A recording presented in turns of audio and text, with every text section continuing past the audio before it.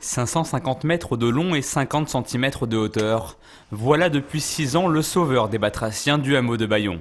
Un corridor écologique qu'une vingtaine de volontaires déploient dès le mois de janvier, avant que les températures n'augmentent.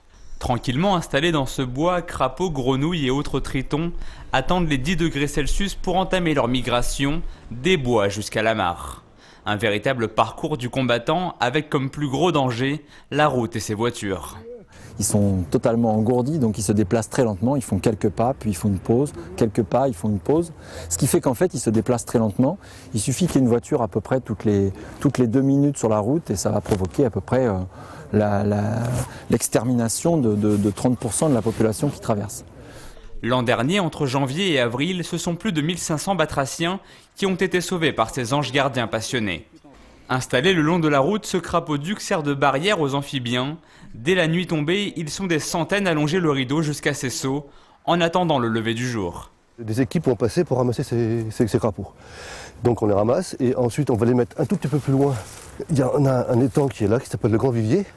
Donc on va les mettre en bordure et ils vont continuer tout seuls pour aller pondre dans l'étang.